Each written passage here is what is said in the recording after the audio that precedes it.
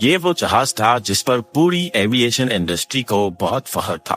اس کو بنانے میں کئی سال لگ گئے اور یہ بنا کسی خاص مسئلے کے 30 سالوں سے بھی زیادہ عرصے تک سروس میں رہا۔ یہ دنیا کا پہلا اور آخری supersonic passenger aircraft model تھا، جس کو آج ہم کانکورڈ کے نام سے جانتے ہیں۔ سپر سونک یعنی یہ ساؤنڈ کی اسپیڈ سے بھی تیز رفتار سے اڑ کر پیسنجرز کو صرف 3.5 گھنٹے میں اٹلانٹک اوشن کراس کروا دیتا ہو۔ لیکن دنیا دیکھتی ہی رہ گئی جب 25 جولائی 2000 والے دن صرف 121 سیکنڈز اس کی 30 سال کی سروس پر حاوی ہو گئے اور اس جہاز کی ماڈل کو ہمیشہ کے لیے ڈسکنٹینیو کرنا پڑ گیا۔ ٹیک آف سے پہلے ایئر کرافٹ میں کسی قسم کا کوئی مسئلہ نہیں تھا، لیکن کریش کے بعد جب انویسٹیگیشن ہوئی تو پینسل جتنی چھوٹی سی میٹل اسٹرپ کو قصوروار ٹھہرایا گیا۔ پر آخر کیسے؟ ایک چھوٹی سی میٹل اسٹرپ 1,10,000 کلو کے جہاز کو کیسے لے ڈوبی اور آخر اس کے بعد کانکورڈ کو ہمیشہ کے لیے ڈسکنٹینیو کیوں کر دیا؟ تان ہے ایئر فرانس فلائٹ 4590 کی، جس کو پیرس کے شارل ڈی گول ایئرپورٹ سے نیو یارک میں جان ایف کینیڈی ایئرپورٹ تک جانا تھا۔ اس میں ٹوٹل 100 پیسنجرز، 6 کیبن کرو اور 3 پائلٹس موجود تھے۔ یہ لیجنڈری ایئر کرافٹ BAC کانکورڈ تھا، جو ایویشن انڈسٹری میں ابھی تک کا سب سے ڈیشنگ جہاز مانا جاتا ہے۔ یہاں تک کہ کئی لوگ اس کو انجینئرنگ کا چمتکار بھی سمجھتے ہیں۔ اس کی سب سے بڑی وجہ یہ تھی کہ یہ نارمل پیسنجر ایئر کرافٹ سے ڈبل اسپیڈ پہ اڑتا تھا، جس سے امریکہ اور یورپ کا سفر 7 گھنٹوں کے بجائے صرف 3.5 گھنٹوں میں طے کیا جا سکتا تھا۔ ساؤنڈ کی اسپیڈ جو کہ 1235 کلومیٹر پر آور ہے، کانکورڈ اس سے بھی کہیں زیادہ تیز سپر سونک اسپیڈ سے فلائی کرتا تھا۔ اس کی ٹاپ اسپیڈ 2180 کلومیٹر پر آور ریکارڈ کی جا چکی ہے۔ اس اسپیڈ سے فلائی کرنے کے پیچھے کانکورڈ کا شاندار ونگ ڈیزائن تھا، جس کو ڈیلٹا ونگ کہتے ہیں۔ یہ ونگ ویسے عموماً فائٹر جیٹس میں دیکھا جاتا ہے، پر اس کو انجینئرز نے کانکورڈ میں بھی اسی وجہ سے لگایا تھا تاکہ یہ فائٹر جیٹس کی طرح سپر سونک اسپیڈ سے اڑ سکے۔ پر اس ڈیلٹا ونگ کے ساتھ پرابلم یہ ہے کہ اس کو ٹیک آف کے لیے بہت زیادہ اسپیڈ چاہیے۔ نہ صرف اسپیڈ بلکہ جہاز کا اینگل آف اٹیک بھی۔ اینگل آف اٹیک یعنی جس وقت جہاز کی نوز ٹیک آف کے لیے اوپر کی طرف اٹھتی ہے۔ کمپیریزن کے لیے دیکھا جائے تو ایک نارمل پیسنجر پلین کے ٹیک آف میں اینگل آف اٹیک کافی کم ہوتا ہے، جبکہ کانکورڈ میں اینگل آف اٹیک اتنا زیادہ ہوتا ہے کہ پائلٹ کو آگے رن وے نظر نہیں آتا۔ یہی وجہ ہے کہ کانکورڈ کی نوز کو فلیکسیبل رکھا گیا ہے، جس کو ٹیک آف کے وقت نیچے کر دیا جاتا تھا تاکہ پائلٹ کو آگے سب کچھ دکھائی دے سکے۔ اینگل آف اٹیک سے ہٹ کر اسپیڈ کی بات کی جائے تو بوئنگ 737 کا ٹیک آف 140 ناٹس یا پھر 160 کلومیٹر پر آور پہ ہو جاتا ہے، وہی کانکورڈ کو ٹیک آف کے لیے 200 ناٹس تک اسپیڈ گین کرنی پڑتی ہے، جو کہ 230 کلومیٹر پر آور بنتی ہے۔ اتنی زیادہ اسپیڈ کی وجہ سے کانکورڈ کے ٹائرز پہ حد سے زیادہ پریشر پڑتا تھا اور کئی انسیڈنٹس میں ان کے ٹائر برسٹ بھی ہو جاتے تھے۔ اپنے 30 سال کی سروس میں 57 مرتبہ کانکورڈ کے ٹائر برسٹ ریکارڈ کیے گئے، لیکن ان میں کوئی خاص نقصان نہیں ہوا۔ اب کیونکہ یہ ٹائر بہت تیز اسپیڈ میں برسٹ ہوتے تھے، اسی وجہ سے ٹائر کے ٹکڑے اوپر ونگ پر بھی گولی کی اسپیڈ سے لگتے تھے، جس سے ونگ پنچر ہونے کا خطرہ رہتا تھا۔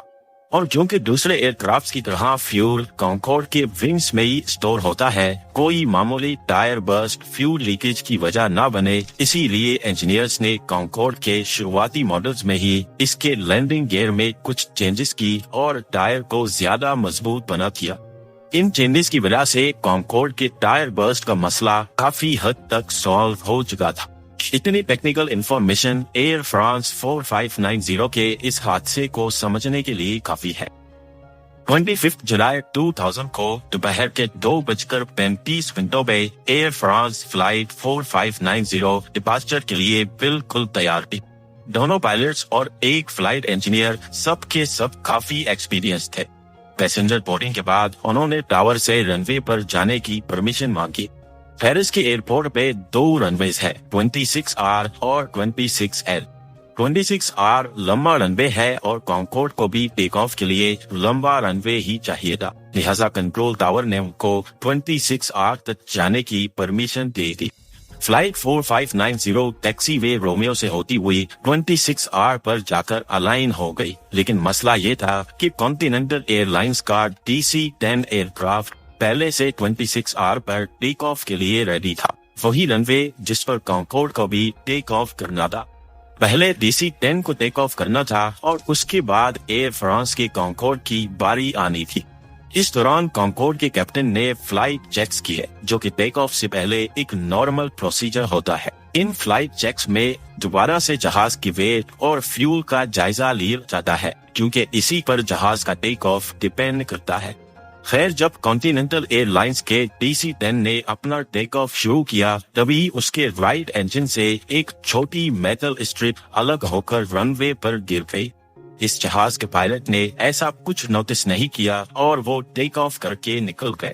DC-10 और कॉन्कोर्ड के टेक ऑफ में टाइम डिफरेंस इतना कम था कि रनवे इंस्पेक्शन का टाइम ही नहीं मिला, और उस दौर में फ्रांस के एयरपोर्ट्स पर दिन में सिर्फ 2 मरतबा ही रनवे इंस्पेक्शन की जाती थी। अब बारी थी एयर फ्रांस 4590 की। उन्होंने कंट्रोल टावर से टेक ऑफ की परमिशन मिलने के बाद थ्रस्ट लेवर्स को एंगेज कर दिया। इसका मतलब था कि अब चारों इंजन अपनी फुल पावर पे चलेंगे। इस वक्त दोपहर के 2:42 हो रहे थे और यही से स्टार्ट होते हैं वो 121 सेकंड्स, जो आने वाले वक्त में कॉन्कोर्ड की 30 साला सर्विस पर हावी हो गए। कॉन्कोर्ड अब 26R पर स्पीड पकड़ना शुरू हो चुका था। 24 सेकंड के बाद फर्स्ट ऑफिसर ने कैप्टन को बताया कि चारों इंजन सही से काम कर रहे हैं। 11 सेकंड्स के बाद फर्स्ट ऑफिसर ने कैप्टन को V1 का सिग्नल दिया, जिसका मतलब होता है कि अब इस टेक ऑफ को अबॉर्ट नहीं किया जा सकता। कॉन्कोर्ड को टोटल 35 सेकंड गुजर चुके थे और वो 1700 मीटर्स का रनवे क्रॉस कर चुका था। 2:43 और 9 सेकंड्स पे कॉन्कोर्ड ने हल्का सा लेफ्ट टर्न दिया। याद रहे कि ये सारी इंफॉर्मेशन कॉन्कोर्ड के फ्लाइट रिकॉर्डर में भी स्टोर हो रही थी, जिसको ब्लैक बॉक्स भी कहा जाता है। कॉन्कोर्ड को लेफ्ट टर्न पायलट ने नहीं किया था, बल्कि इसका लेफ्ट लैंडिंग गियर उस मेटल स्ट्रिप के ऊपर चढ़ गया था जो DC-10 के इंजन से गिरी थी। अगले ही सेकंड कॉन्कोर्ड का लेफ्ट व्हील, जिस पर ऑलरेडी इतना ज्यादा प्रेशर था, वो एक धमाके से फट पड़ा। अब यहाँ सवाल उठता है कि इन्वेस्टिगेशन टीम को कैसे मालूम पड़ा कि कॉन्कोर्ड का टायर उसी मेटल स्ट्रिप के लगने की वजह से ही फटा है। असल में जिस सेकंड में जहाज ने लेफ्ट टर्न दिया था, फ्लाइट रिकॉर्डर में उस वक्त की जो लोकेशन रिकॉर्ड की गई थी, वो वही लोकेशन थी जहां से इन्वेस्टिगेशन टीम को मेटल स्ट्रिप मिली थी। तो इस बात का 99% चांस था कि इसी मेटल स्ट्रिप की वजह से कॉन्कोर्ड का टायर बर्स्ट हुआ था। लेकिन वीडियो में आगे चलकर ये साबित भी होगा कि ये मेटल स्ट्रिप DC-10 की ही थी। कॉन्कोर्ड का लेफ्ट मोस्ट टायर बर्स्ट हो चुका था और ये सब कुछ इतना जल्दी हुआ कि किसी ने भी इसको नोटिस नहीं किया। पर अगले ही लम्हे वो हुआ जिसका शक इंजीनियर्स पहले ही कर चुके थे। टायर के टुकड़े फ्यूल टैंक पर इतनी तेजी से लगे कि लेफ्ट फ्यूल टैंक फट गया और अब फ्यूल प्रेशर से लीक होने लगा। न सिर्फ इतना, बल्कि किसी वजह से इसमें फौरन आग भी भड़क गई। इस मोमेंट पे एयरक्राफ्ट लेफ्ट की तरफ ड्रैग होने लगा और कैप्टन ने उसको कंपनसेट करने के लिए राइट पैडल प्रेस किया, इस बात से बेखबर कि उनके जहाज में आग लग चुकी है। अभी एयर ट्रैफिक कंट्रोलर ये चीज नोटिस करता कि कॉन्कोर्ड टेक ऑफ कर गया। टेक ऑफ करते ही जहाज के दोनों लेफ्ट इंजन आग से निकलने वाले धुएं की वजह से बंद हो गए। जेट इंजन की फ्रंट साइड पे एयर इनटेक होता है, जहां से इंजन हवा को अपने अंदर सक करके उसको कंप्रेस करता है। जब हवा की जगह उसमें धुआं जाने लगा तो कंप्रेसर चोक हो गया, जिसकी वजह से अब दोनों इंजन फेल हो गए। फ्लाइट इंजीनियर ने फौरन इमरजेंसी प्रोसीजर स्टार्ट कर दिया। इसी दौरान ATC ने भी कैप्टन को बताया कि उनके एयरक्राफ्ट में आग भड़क रही है और उनको फौरन वापस एयरफील्ड पर लैंड करने का कहा। एयर फ्रांस 4590 का कॉन्कोर्ड अब सिर्फ 2 राइट इंजन के सहारे था। दोनों इंजन बंद हो जाने की वजह से कॉन्कोर्ड ज्यादा एल्टीट्यूड गेन नहीं कर पा रहा था, बल्कि अपना करंट एल्टीट्यूड ही मेंटेन करना उसके लिए बहुत मुश्किल था। लेफ्ट विंग में लगी आग ने अब फ्लैप्स को भी मेल्ट करना शुरू कर दिया, जिसकी वजह से कॉन्कॉर्ड अब लेफ्ट की तरफ टर्न करने लगा। कैप्टन ने उसको कंपनसेट करने के लिए जहाज को राइट टर्न किया, लेकिन इसकी वजह से स्पीड और कम हो रही थी, और स्पीड ही तो थी जो इस वक्त कॉन्कॉर्ड को बचा सकती थी। फाइनली 121 सेकंड्स पर 244 और 31 सेकंड्स पे कॉन्कॉर्ड का लेफ्ट टर्न काफी बढ़ गया और वो एल्टीट्यूड कम करता करता एक होटल की बिल्डिंग से जा टकराया। ये हादसा कॉन्कॉर्ड में मौजूद 109 लोग और जमीन पे 4 लोगों की जान ले गया।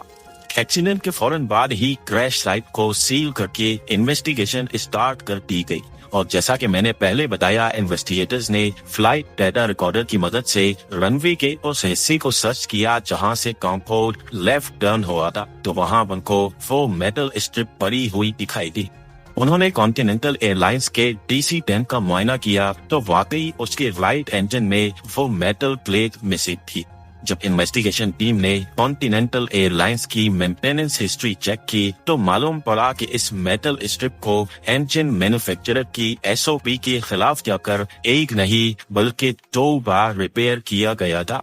इसमें टोटल 37 मरतबा ड्रिल से सुराख करके जुगाड़ी तरीके से इसको फिट किया गया था, और यही वजह थी कि ये इंजन की वाइब्रेशन बर्दाश्त ना कर सके और टूटकर रनवे पर गिर गई। इस हादसे के बाद बाकी तमाम कॉन्कॉर्ड एयरक्राफ्ट्स को भी ग्राउंड कर दिया गया, क्योंकि तेज स्पीड की वजह से इनका टायर फटना, जो कि एक जाना माना मसला था, वो अब 113 लोगों की जान ले चुका था। इंजीनियर्स अगले कई महीनों तक इसका कोई खास सॉल्यूशन नहीं निकाल सके। अगले साल 2001 में 9/11 के अटैक्स के बाद पूरी दुनिया में पैसेंजर्स ने खौफ के मारे जहाज में सफर करना ही छोड़ दिया। कॉन्कॉर्ड की टिकट प्राइस, जो कि पहले ही नॉर्मल प्लेन के मुकाबले में बहुत ज्यादा थी, इस सिचुएशन में इनका दोबारा ऑपरेट करना किसी भी तरह मुमकिन नहीं था। यही वो पॉइंट था जब कॉन्कॉर्ड को हमेशा हमेशा के लिए डिसकंटिन्यू करके म्यूजियम में रख दिया गया। शायद फ्यूचर में दोबारा से इंसान सुपरसोनिक स्पीड से ट्रेवल कर पाए, लेकिन फिलहाल हमें सिर्फ इतना मालूम है कि हिस्ट्री में ऐसे 31 साल भी गुजरे हैं जिसमें इंसान साउंड की स्पीड से भी तेज ट्रेवल करते थे। उम्मीद है सिम टीवी की ये वीडियो भी आप लोग भरपूर लाइक और शेयर करेंगे। आप लोगों के प्यार भरे कमेंट्स का बेहद शुक्रिया। मिलते हैं अगली शानदार वीडियो में।